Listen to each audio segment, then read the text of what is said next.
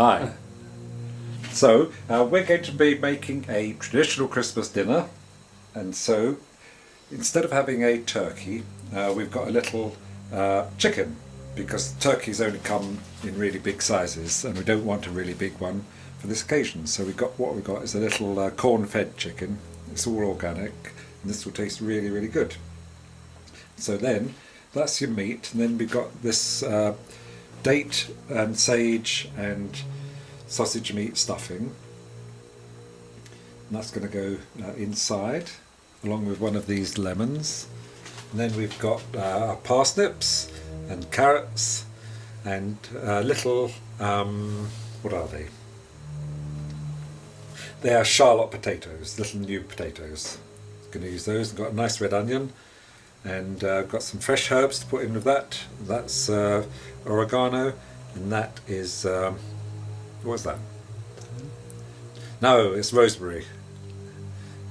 So we've got the rosemary, some fresh herbs, and a little bit of sage. Okay, so now we are going to chop up the parsnips. Parsnips are good English root vegetables, which are an essential part of the Christmas dinner.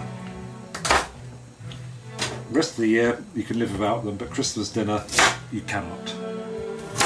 So again, chopping these up into big peasant style chunks, and we're just going to chuck them under the chicken. The oven is already on, it's heating up with the tray in it. So, don't want that knobbly bit. So now we've got some garlic, which we're going to chuck in whole. That's all the garlic, and then we're going to have big chunks of onion, just like that. So this is the stuffing then. We've got a nice cranberry, orange and roasted chestnut stuffing mix. It's good to make your own, but this time we're not. We're just making it from our packet, but it's the posh packet. And so the best part of this is the roasted chestnut. So that's good. You've got to have roasted chestnut. Can you see the stuff? Okay. So now we're going to shove a lemon up the chicken's arse, and to make it more fragrant we're going to just pierce it a couple of times, and then we're going to shove it up as far as it will go.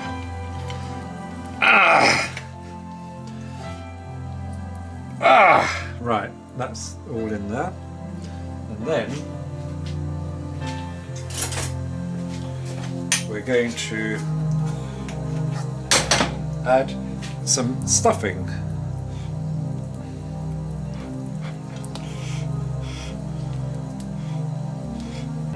What we're going to do is going to make the skin tastier by just smearing a little bit of Marmite on it.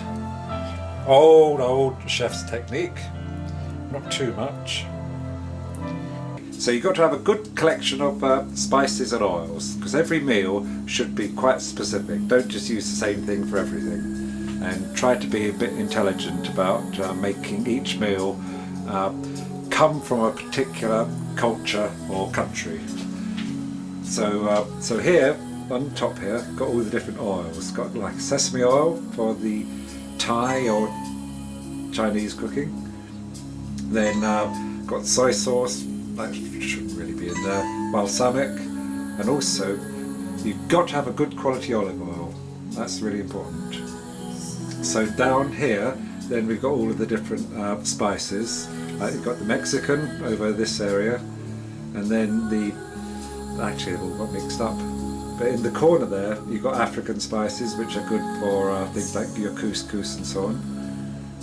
Then on the shelf below, that should be all the curry spices, and so generally you can get some mixtures which are good, but it's also good to have things separately, like those are all your cardamom, there's the fennel, and fennel is a nice aniseed flavoured one. Then down below, the way I've done it is I've just put it so that the ones which are in most regular use I put all the way down here. Like this is actually, sometimes it's really nice just to have a ready-made curry powder. And then you might want to have a more exact type of curry, that's a jalfrezi. And so, generally speaking, you will use fresh ingredients all the time. So we're cutting these potatoes up in nice chunky pieces. So everything is chunky. Everything I do has got to be chunky. So that water is got chicken stock in with it, with some fresh marjoram and parsley, which will all stick to the potatoes. Now, is this enough potatoes? Let's just have a few more, and then. Okay, so now I'm making some little stuffing balls. This is date and cranberry and chestnut and sausage meat stuffing. I must admit that it's bought. I usually like to make it myself, but this is a little quick type Christmas dinner. And so we decided to whip them out, or rather whip the chicken out and stick that in a separate thing, because that was cooking up nicely. And so now I've added the potatoes in with all of the other vegetables. One thing which I have to be really, really careful about, you cannot have all your vegetables in a great big pile all together. So it's okay to have all the stuff on the this side together, but they've got to be separate from the potatoes, especially on the plate. Okay, so now we've got to do something which you call basting the bird. So that means getting the oil,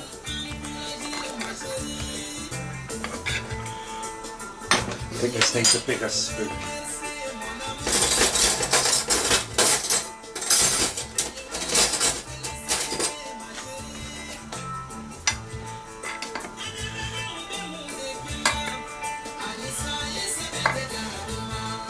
That's to keep it nice and moist. So this is bread sauce. This is an essential ingredient of the Christmas dinner, because it's something which you only have once, maybe twice a year, and it's what, in my opinion, makes the meal. Here we've got the stock, which is the potato water, which had been cooked in lovely spices and with a bit of chicken stock put in that. So now we're going to stir this into the that's chicken gravy mix. So we're just going to stir that in a little bit at a time, and just stir it in. And then later on we're going to add some of the juices from the chicken into this to make it 3 times chickeny.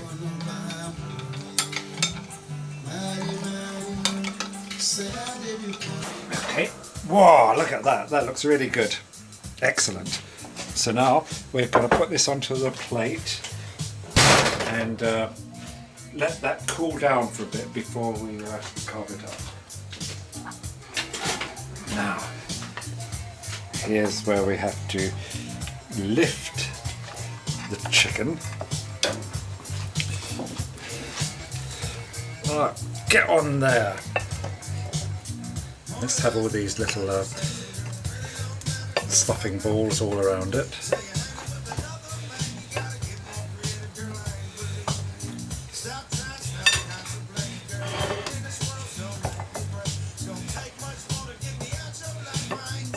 Looking good. And then this extra bit of chicken juice we're going to pour into the